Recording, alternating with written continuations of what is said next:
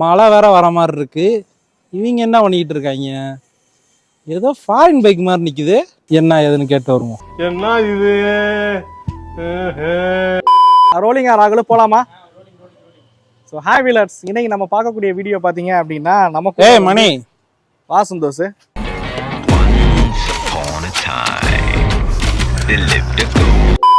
ஏதோ ஃபாரின் பெயிண்டியடா? இல்லடா, இது டிவிஎஸ்ல புதுசா லான்ச் பண்ணிருக்காங்க இந்த வெஹிக்கிள். இது யமஹா ஈவென்ட்ல பார்த்தோமே அந்த மாதிரியே இருக்கே வண்டி பார்க்க. இல்ல நம்ம யமஹா ஈவென்ட்ல பார்த்தது வந்து MT-09 பார்த்தோம். அந்த வண்டி கிடையாது இந்த வண்டி. இது இந்த ஆக்சிடென்ட் ஆகி இந்த யூடியூப்ல ஜெயில போய் ஒருத்தன் உட்காந்துருக்கானே கைய காலெல்லாம் உடச்சிக்கிட்டு. அவன் அது வந்து Z900டா. இது வந்து அப்பாச்சி புதுசா லான்ச் பண்ணிருக்காங்க. RTR 310 லான்ச் பண்ணிருக்காங்க. இந்த வண்டி பாக்குறதுக்கு ஒரு சூப்பர் பைக் போல ஒரு டிசைன்ல வந்து உருவாக்கி இருக்காங்க. ஏன் சைலன்சர் இதுல இவ்வளவு பிசுக்கு இருக்கு?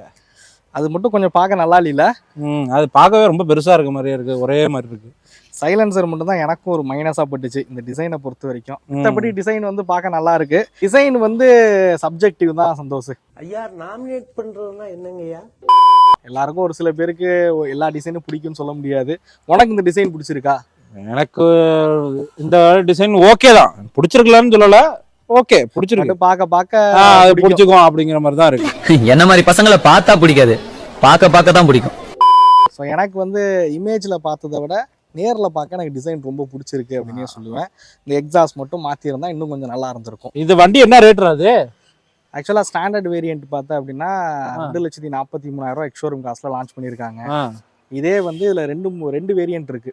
ஒன்னு வந்து டைனாமிக் ப்ரோ கிட்னு ஒரு வேரியன்ட் இருக்கு.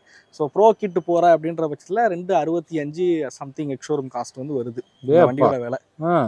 அப்படி என்னடா அந்த வண்டியில இருக்கு இவ்வளவு ரேட்டு கொடுத்து வாங்குற அளவுக்கு?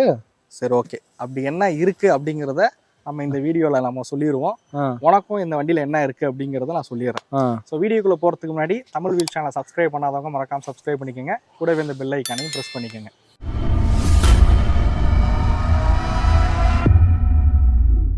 கோடிங் கற்றுக்காம நீங்களும் ஐடி வேலைக்கு ஈஸியாக ஸ்விட்ச் ஆகலாம். இந்த டிஜிட்டல் மார்க்கெட்டிங் கோர்ஸை பிளேஸ்மெண்ட் ட்ரைனிங்கோட கற்றுக்கங்க. அதுக்கு நீங்கள் அணுக வேண்டிய இடம் பெஸ்டெக் கிளாஸ் ரூம்.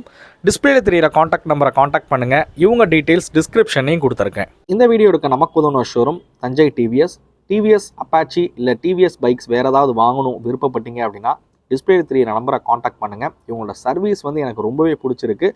உங்களுக்கும் இந்த சர்வீஸ் எக்ஸ்பீரியன்ஸாக இருக்கட்டும், இவங்க கொடுக்குற கஸ்டமர் சர்வீஸாக இருக்கட்டும், எல்லாமே உங்களுக்கு பெஸ்ட் எக்ஸ்பீரியன்ஸ் வேணும் அப்படின்னா கண்டிப்பாக தஞ்சை டிவிஎஸை காண்டாக்ட் பண்ணுங்கள். சந்தோஷ், நீ கேட்டனால ஃபஸ்ட்டு இந்த ஹெட்லைட்டில் இருக்க ஃபீச்சர்ஸ்ல இருந்தே ஆரம்பிக்கிறேன்.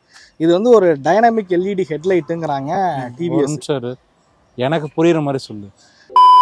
சரி, உனக்கு புரிகிற மாதிரி சொல்லணும்னு வச்சுக்கேன். இந்த ஹெட்லைட் வந்து ஒரு ஆட்டோமேட்டிக் ஹெட்லைட் மாதிரி.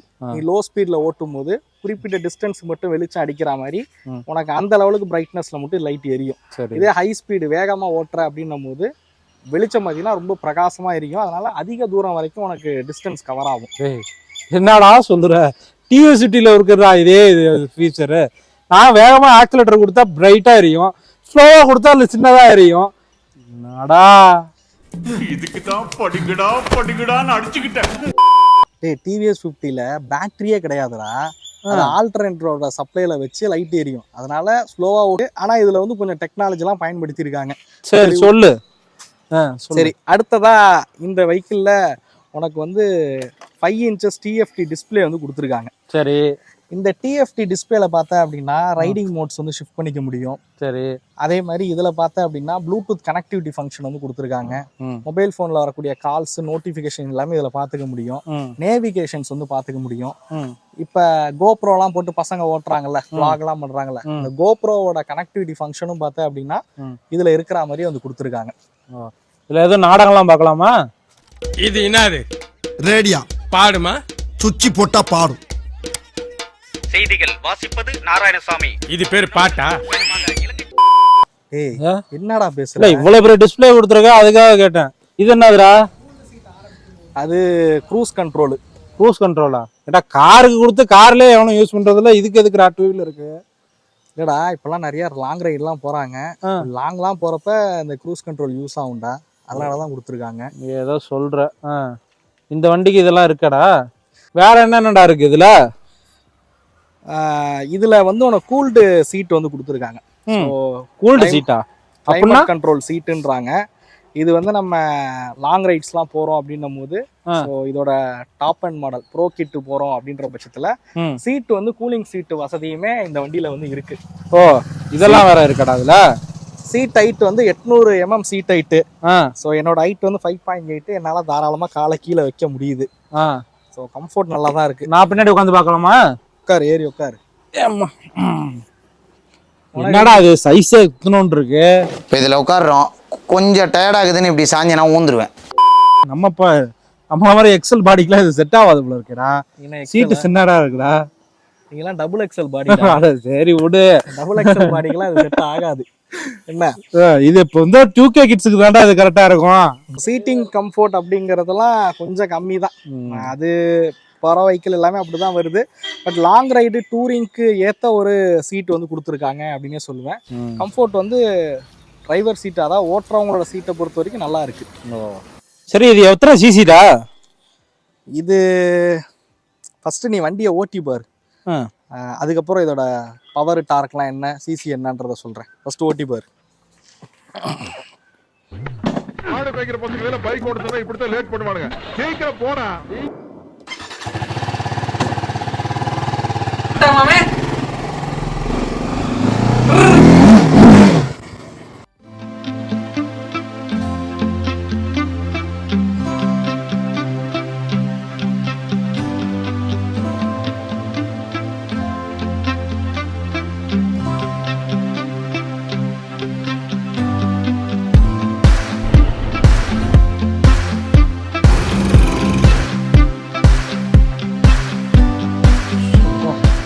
என்ன பண்ணி இது எப்படி இருக்கு? பேய் போக்கு போகுதுடா.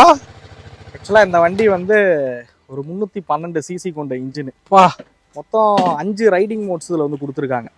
ஸோ ரெயினுக்கு ஒரு ரைடிங் மோட் கொடுத்துருக்காங்க, அர்பன் ஸ்போர்ட்ஸ்னு 5 ரைடிங் மோட்ஸ் கொடுத்துருக்காங்க. ஸோ இப்போ மழை பெஞ்சிட்டு இருக்குல்ல, இப்போ ரெயின்ல வச்சு ஓட்டுறோம் அப்படின்னா அதுக்கு தகுந்த மாதிரி ஏபிஎஸ் வந்து ஒர்க் ஆகும், அதுக்கு தகுந்த மாதிரி பர்ஃபார்மன்ஸ் ஒர்க் ஆகும், அதுக்கு தகுந்த மாதிரி ட்ராக்ஷன் கண்ட்ரோல் வந்து ஒர்க் ஆகும். ஸோ இந்த வெஹிக்கிளை பொறுத்த வரைக்கும் இதோட அதிகபட்ச பவர் வந்து 35.5 PS பவர், 0.8 நியூட்டன் டார்க் வந்து ப்ரொடியூஸ் பண்ணுற மாதிரி இந்த இன்ஜினை வந்து உருவாக்கியிருக்காங்க. 6 speed gear box, liquid cooling system கொண்ட இன்ஜினு. இதில் பார்த்தீங்கன்னா அசிஸ்ட் ஸ்லிப்பர் கிளச் எல்லாமே இருக்கிற மாதிரி வந்து கொடுத்துருக்காங்க. ஓகே, நீ ஓட்டுனீங்க எப்படி இருந்துச்சு, நீ அதை சொல்லு. ஆக்சுவலாக இந்த வண்டியில் பார்த்த அப்படின்னா இதோட டைனாமிக் வேரியண்ட் போகிறோம் அப்படின்ற பட்சத்தில் உனக்கு வந்து அட்ஜஸ்டபிள் சஸ்பென்ஷன் இருக்கும். ஃப்ரண்ட் அண்ட் ரியர் ரெண்டுமே அட்ஜஸ்டபிள் சஸ்பென்ஷன் கொடுக்குறாங்க.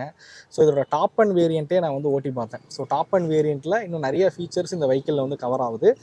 இந்த மாடல் நான் ஓட்டி பார்த்ததை வச்சு சொல்லணும் அப்படின்னா பர்ஃபார்மன்ஸில் எந்த ஒரு குறையும் சொல்ல முடியாது. அதாவது அந்த தேர்ட் கியரில் ஆஃப் ஆகுது. அது என்னன்னா இன்ஜினோட கெப்பாசிட்டி வந்து அதிகம். ஸோ என்னையை பொறுத்த வரைக்கும் சிட்டியில் இந்த வெஹிக்கிளை ஓட்டுறதை விட ஹைவேஸில் ஹை ஸ்பீடு க்ரூசிங்க்கு தான் நல்லா இருக்கும் அப்படின்னு சொல்லுவேன்.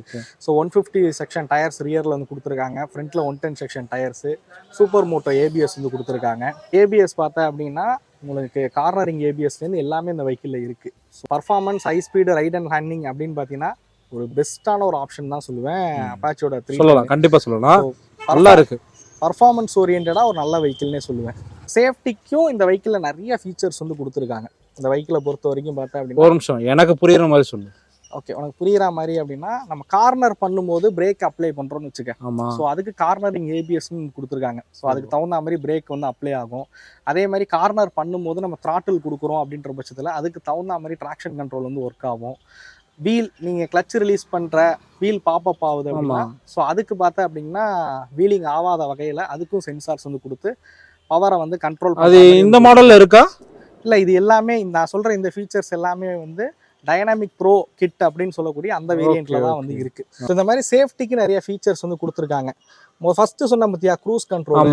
இந்த க்ரூஸ் கண்ட்ரோலும் நம்ம ஹைவேஸ்ல ஒரு 100ல க்ரூஸ் பண்றோம், ஒரு கார்னர் வருது, நம்ம அதில் திரும்புறோம் அப்படின்ற பட்சத்தில் நம்ம கீழே 100லேயே திரும்ப ஃபாஸ்ட்டாக திரும்புவோம்.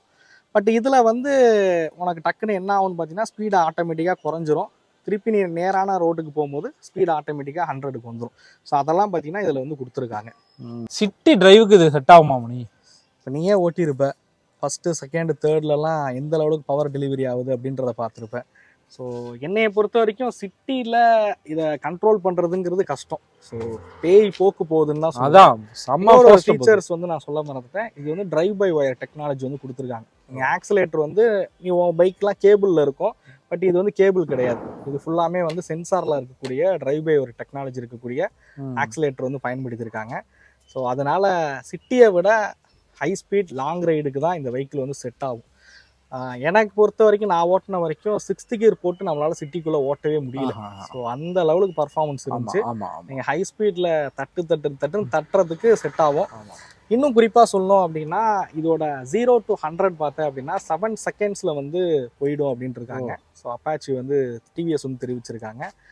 150 கிலோமீட்டர் டாப் ஸ்பீடு வரைக்கும் இந்த வெஹிக்கிளால் நம்மளால் போக முடியும். கண்டிப்பாக அதோட இது தெரியுது, நீ சொல்கிற மாதிரி தெரியுது. அது இன்ஜின் ஒன்றும் ரொம்ப ஸ்மூத்தாலாம் இல்லையாடா? ஆமாண்டா, எனக்கும் தோணுச்சு. வைப்ரேஷன் ரொம்ப அதிகமாக இருக்குது. ஸோ டிவிஎஸ் வந்து அவங்களோட அப்பாச்சி சீரீஸ்லேயே வந்து ரிஃபைன்மெண்ட்ல கோட்டை எல்லா வண்டியுமே அப்படிதான் இருக்கு. அப்பாச்சினாவே அந்த வைப்ரேஷன் இருக்கு. ரிஃபைன்மெண்ட்டை வந்து கவனிச்சிருக்குன்னு தான் நினைக்கிறேன் டிவிஎஸ்.